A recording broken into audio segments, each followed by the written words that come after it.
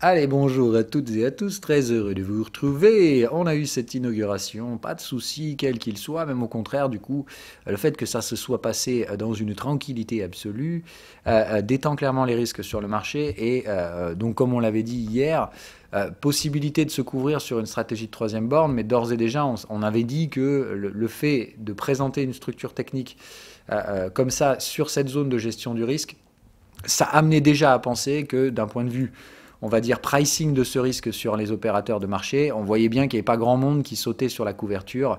Je ne sais plus si on avait dit ça dans l'émission hier matin ou si on l'a fait dans la live room. Mais voilà, on voyait bien que d'un point de vue technique ici, les planètes s'alignaient pas, donc bref, que les opérateurs se couvraient pas trop.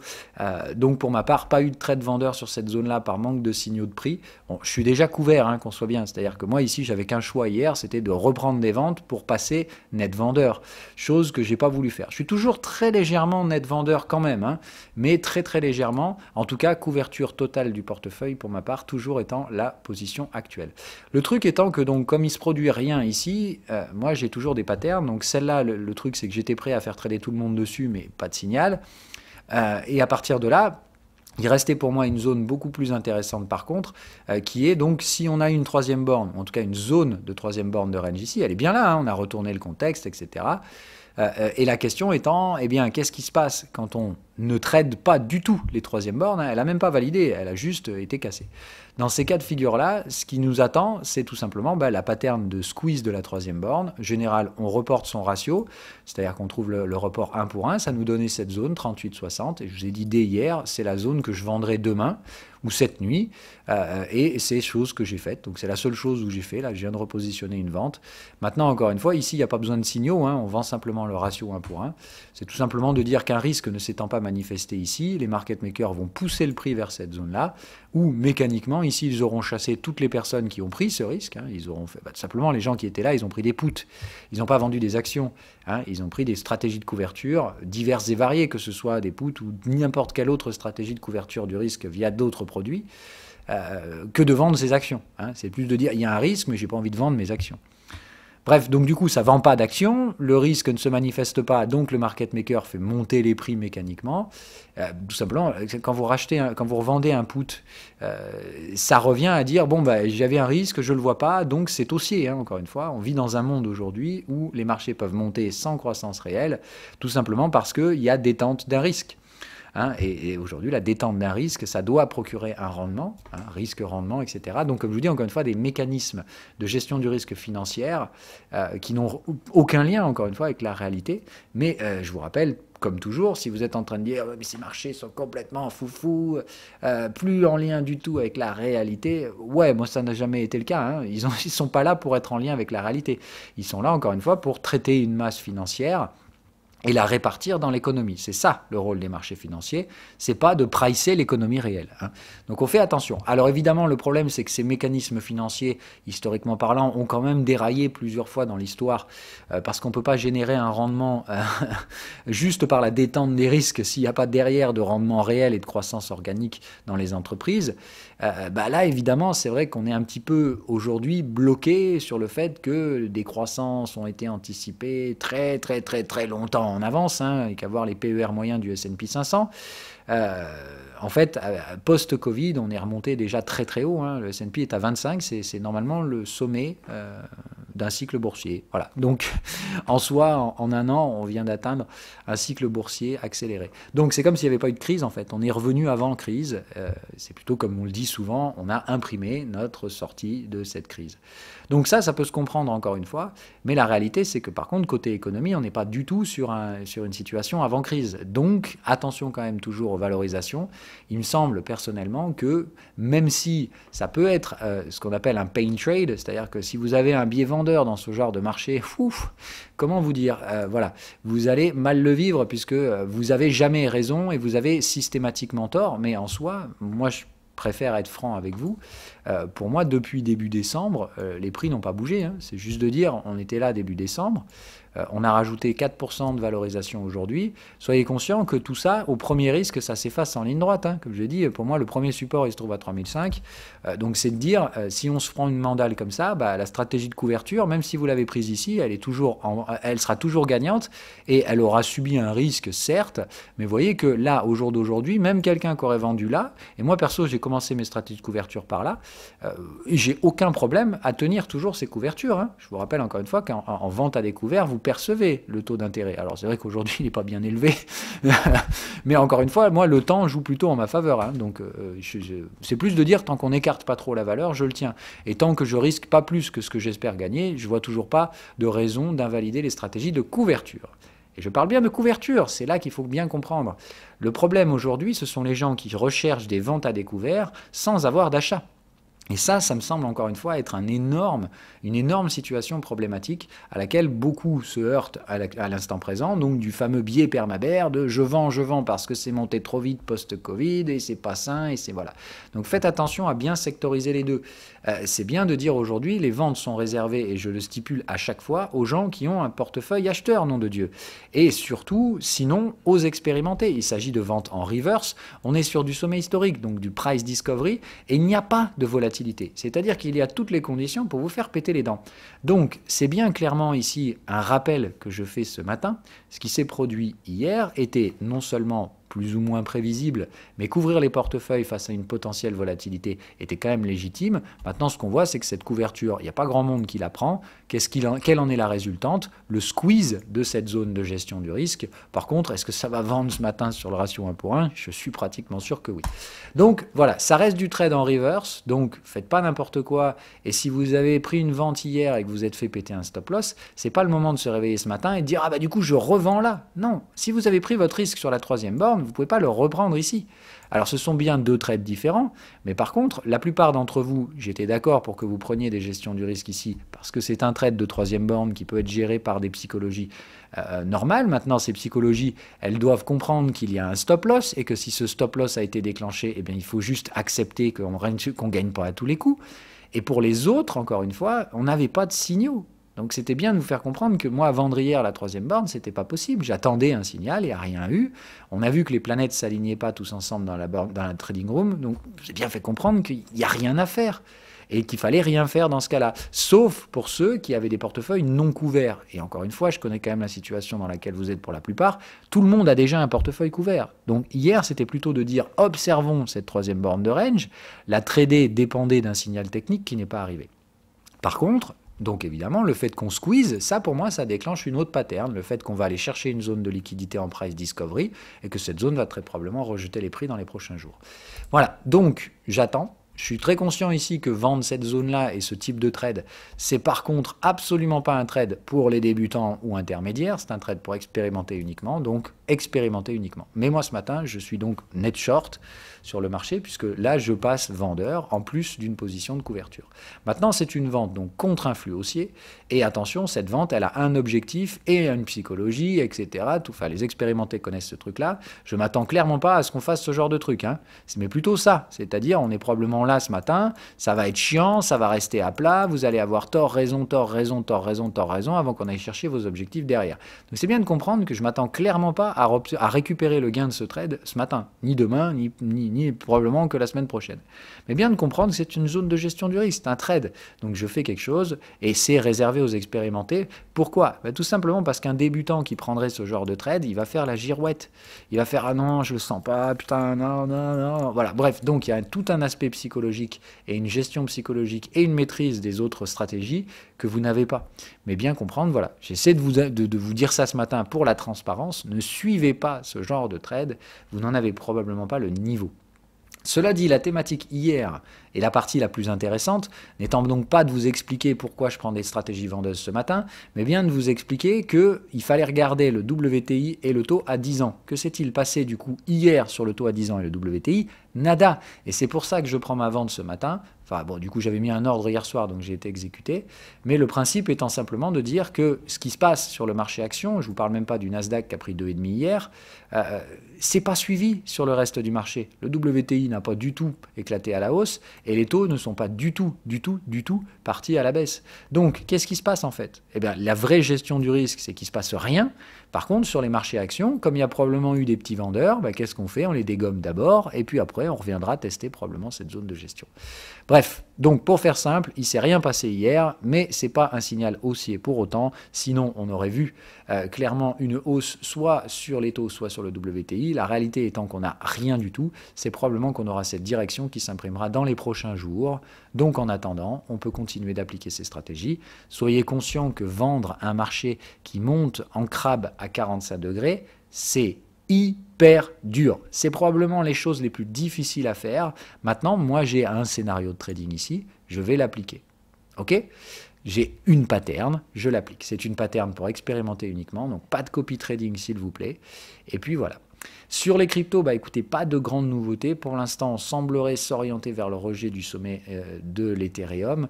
Donc, toujours pareil, je vois beaucoup de gens qui commandent ce marché au jour le jour. Et j'essaie encore une fois toujours de rationaliser tout ça. Faites attention.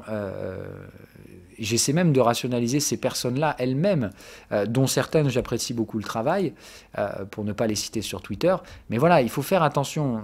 Pour ma part, et j'avais été assez clair depuis le début, on va probablement devoir installer des ranges du T4 heures, voire daily, et ce qui fait que on va probablement imbriquer des ranges dans des ranges. Et que cette structure-là, elle est, psychologiquement parlant, extrêmement complexe à naviguer pour la plupart des opérateurs.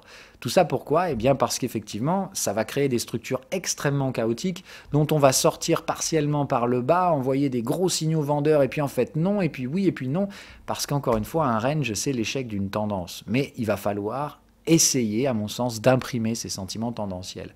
Que ce soit essayer d'aller chercher de façon épidermique 26-28 000, ou essayer d'aller retaper 40 000 pour générer des petits achats en suivi de tendance alors qu'il n'y aura pas de tendance.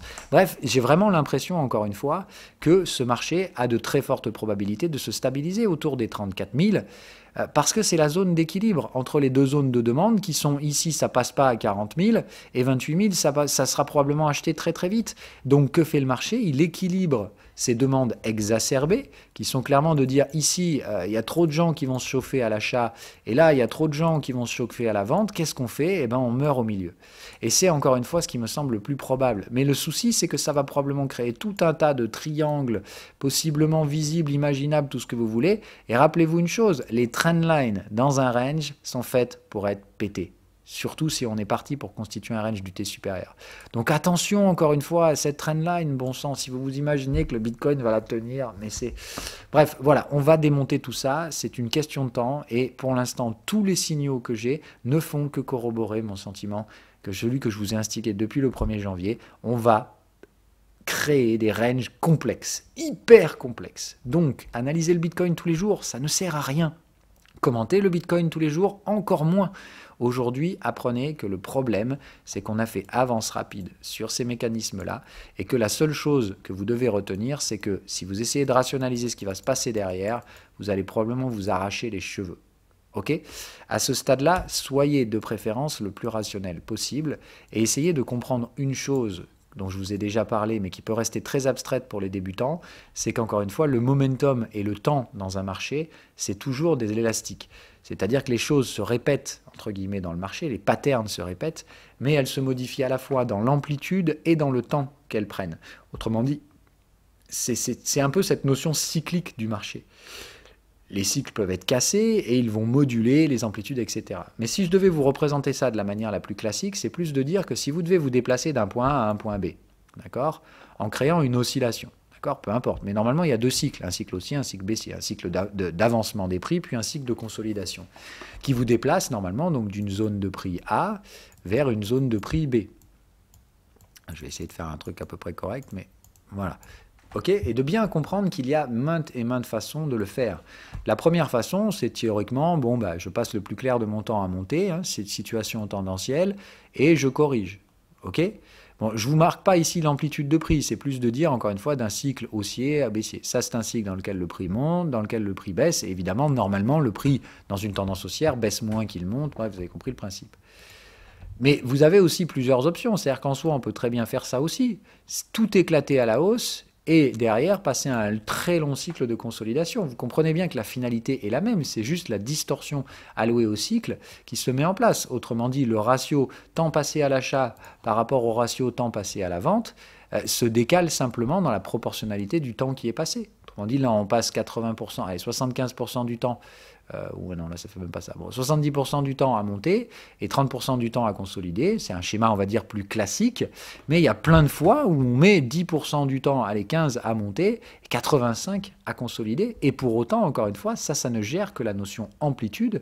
Prenons ce même exemple de déplacement du prix de la zone A vers la zone B, cette fois en prenant l'amplitude. C'est-à-dire que là, on pourrait très bien considérer deux types de marchés, dans lequel, effectivement, vous avez dans ce cas-là une bien plus forte hausse de marché, d'accord, sur l'amplitude haussière, et vous avez par exemple 20% du prix qui est corrigé derrière. D'accord? Est-ce que vous comprenez ce même schéma? Là, ça veut juste dire, sur un ratio... Alors, bon, attendez, je ne vais pas faire comme ça. Je vais essayer de faire mieux pour que ce soit plus compréhensible pour vous. Essayez de comprendre que si je fais la même chose maintenant sur l'amplitude, c'est-à-dire sur une échelle verticale, okay, pour se déplacer, donc la même chose d'une zone de prix A vers une zone de prix B. Ok, on peut très bien dans ce cas-là le considérer comme ça, c'est-à-dire... merde, ouais, c'est pas très représentatif comme truc.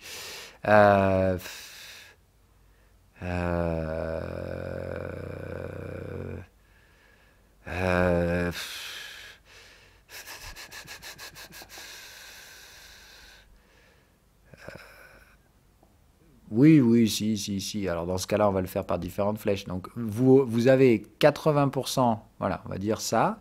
Vous avez sur un déplacement de prix global, vous avez passé 80% du temps à monter et on va dire, allez, 60, voilà, et 20% du temps à baisser. Mais de même, vous pouvez avoir un schéma différent où, se déplaçant d'un cycle, on va effectivement monter plus que ce qu'on baisse, puisqu'on doit quand même se déplacer, mais on peut très bien avoir ça, c'est-à-dire un marché qui monte à mort et qui ne consolide rien du tout. Et là, on se déplace de manière unidirectionnelle. Est-ce que vous comprenez un peu ce que je veux dire là? C'est-à-dire que tout ça, encore une fois, ça module à la fois les amplitudes et ça module à la fois la répartition cyclique des hausses et des baisses à l'intérieur d'un cycle boursier. C'est pour ça que les choses ne se reproduisent jamais de la même façon, parce qu'on module à la fois l'amplitude et la répartition cyclique du prix. Et là, c'est un peu ce qu'on a fait. C'est-à-dire que si vous considérez qu'ici, on est en train de constituer un cycle sur le Bitcoin, on vient de voir la hausse. D'accord ? La dernière fois, ici, moi je dirais qu'on a fait une hausse, puis une toute petite baisse. D'accord ? Donc vous voyez, on est un peu dans ce cas de figure-là. On a passé le plus clair de notre temps à monter, un tout petit peu de temps à baisser. Et sur la répartition des prix, c'est clairement très largement de la hausse qui se met en place. Voilà celui-là, et une petite consolidation. Maintenant, regardez, ici on peut très bien faire la même chose. C'est-à-dire que sur la répartition temporelle, si ici on fait l'extrême opposé, c'est-à-dire au lieu de faire le schéma rouge, ça monte et on consolide un peu, on se mettait à faire le schéma bleu. On bourre comme des connards, et ici, qu'est-ce qui se passe derrière? On se fait chier, et on passe 80% du temps à plat. Est-ce que vous comprenez, encore une fois, que c'est tout à fait possible? Mais que ça, aujourd'hui, les gens le refusent, parce qu'ils partent du principe qu'on a connu un momentum très fort, et que ça doit continuer ou ça doit s'effondrer. Mais en soi... Qu'est-ce qui se passe si on choisissait ce type de modulation? À savoir, on ne va pas du tout rendre les gains, on va rester sur la zone de prix actuelle, mais on va se faire chier parce qu'on a passé un long moment à monter, un très court moment à monter, et qu'il nous reste peut-être beaucoup de temps, mais je dis bien peut-être, je n'en sais rien, il nous reste peut-être énormément de temps à passer à plat. Donc attention encore une fois à ne pas imaginer que ce qui s'est passé va se reproduire exactement de la même façon. Et pire encore, moi je vous le dis, j'ai vraiment toutes les raisons de penser qu'on va passer ici pas mal de temps. Et je ne m'attends pas à ce qu'il y ait une énorme volatilité, mais bien au contraire que les volumes baissent, et c'est très bien pour l'instant ce qu'on voit. Bref, si j'ai besoin de réajuster mon scénario, vous savez que je serai le premier à le faire en toute humilité. Pour l'instant, navré de vous le dire, tout ce que je vois, c'est toujours la même conclusion. Certains actifs peuvent être traités de manière indépendante et je reste toujours pour l'instant plutôt favorable au IOTA, mais il n'y a pas que lui. Les autres, pour moi, ont tous atteint leurs objectifs, ils digèrent et Bitcoin aussi. Et encore une fois, attention, le momentum et le temps sont des élastiques, ce sont des variables. Donc ne faites pas de copier-coller, ne vous dites pas que ce que vous avez connu doit se reproduire, c'est clairement pas le cas. Voilà. Sur ce, écoutez, je vous ai envoyé le message que j'avais envoyé. Donc, sur les actions, ne soyez pas trop irrationnels, ne cherchez pas à lutter contre un marché qui monte. Comprenez que là, tout ce qui reste à faire aujourd'hui, ce sont des patterns pour les expérimenter et qu'elles vont mettre du temps avant de procurer éventuellement leurs bénéfices. Et surtout, elles ne sont pas sans risque, bien entendu. Donc, ça veut dire bien dimensionner sa position, très bien gérer sa psychologie. Et ce sont des éléments que la plupart d'entre vous ne maîtrisez pas. C'est la raison pour laquelle ces patterns sont réservés aux expérimentés. Elles ne sont pas là pour dire « ouais, mais si vous pouvez le faire, je peux le faire ». Bah non, il y a plein de facteurs dans lesquels une position ne sera pas gérée de la même façon par une personne débutante et une personne expérimentée. Et là, on est typiquement dans ces cas de figure. Voilà. Donc pensez toujours à la préservation de votre capital avant d'essayer de vous refaire parce que vous avez fait une perte ou etc. Si vous avez pris la 3e borne de range hier, il n'y avait pas de signal, donc vous saviez qu'il y avait un risque. Et si vous avez pris un stop loss, eh bien c'est encore une fois tout à fait normal et ça fait partie du jeu. Voilà. Sur ce, bonne journée à toutes et à tous et à bientôt.